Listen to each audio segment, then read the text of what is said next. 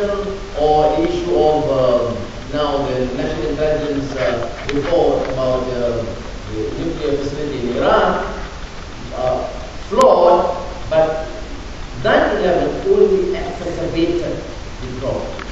It was not the beginning of Islamophobia. And it is therefore relevant for us to get this premise correct.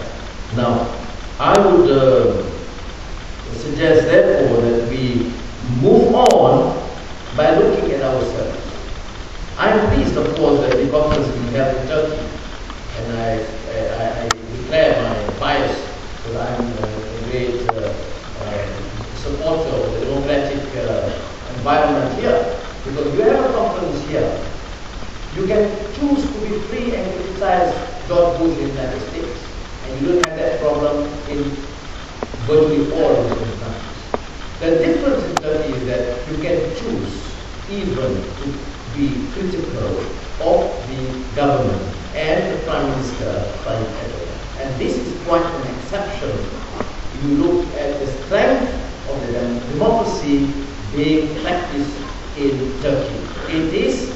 It gives this fundamental essence of the Islamic spirit of freedom and of conscience, freedom of expression that is in a deficit in many parts of the Muslim world. And Turkey can be a model that we must all emulate in terms of a vibrant economy and a vibrant political philosophy that allows for freedom of expression.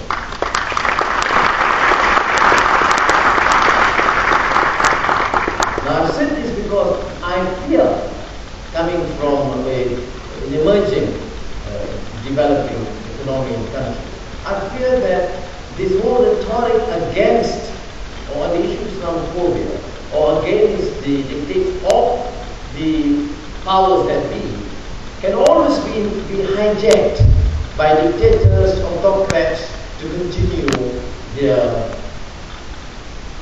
oppressive or suppression of fundamental civil liberties. Of course, President Bush has ignored the Bill of Rights, suspended the right of habeas corpus and civil liberties in the United States.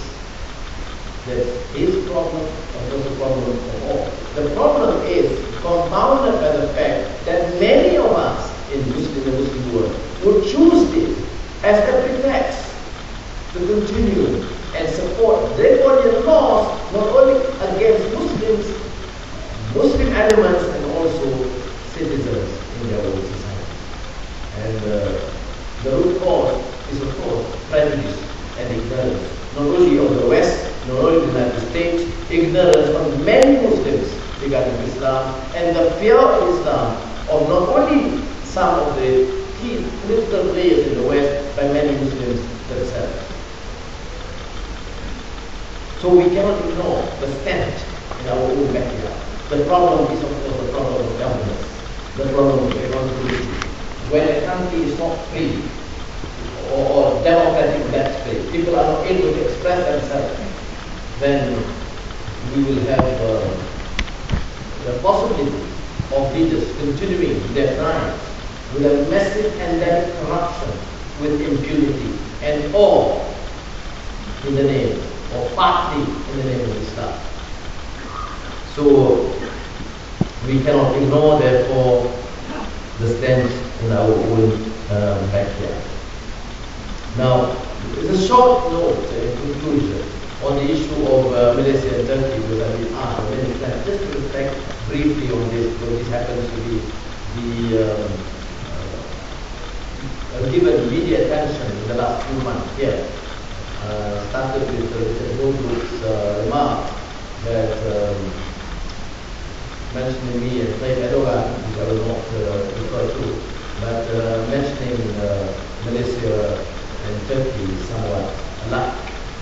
And this has caused some resentment to an extent that it has lost even some fine balance. And as a Malaysian, I take some objection when they say that Malaysia is a full-fledged Islamic state. So it is dangerous to compare Malaysia and Turkey. Malaysia is a multiracial, multireligious country. peaceful country with Muslim majority, Christians, Confucianists, Buddhists, Hindus, animists. We are quite pluralistic in that sense. We have finished some problems with the Hindus recently. Certainly not ethnic cleansing, but as alleged by some. But of course, the requirement for Muslim governments and leaders to appreciate the problem that minorities must be protected every time. Because otherwise, we cannot be talking about the problem of minorities, Muslim minorities in Europe or in America, if we do not take care of non-Muslim minorities in our own countries.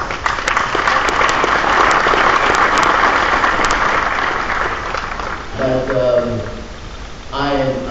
of course, as I said, extremely biased, encouraging the development of Turkey and the finance of Erdogan, precisely because of democracy. Although some may take some reservations because it sounds sometimes Islamic, and some people say that it's not deep. I'm very absolutely appreciating that. I mean, why can't I read the verses of the Quran or choose to pray at regular hours? I don't want to be dictated by Washington or London. I want to be independent, free to decide what I want to do. I'm sure the majority of Turks would like to do likewise.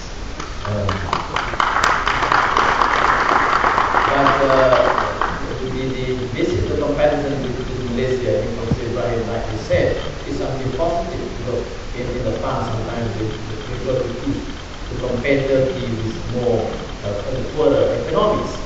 Malaysia has been relatively vibrant emerging economy. But Malaysia certainly is not an Islamic state in the sense that the application of Sharia only in the field of Muslim personal law. But Malaysia is also not a democracy. You don't have a free media, you don't have free and fair elections, and therefore I think it's a serious objection to compare Malaysia and Turkey, because Turkey is a model for many countries in the Muslim world. It is a political philosophy is embedded in a modern, liberal, democratic outlook, whereas Malaysia, like many of the Muslim countries, certainly is far from being democratic.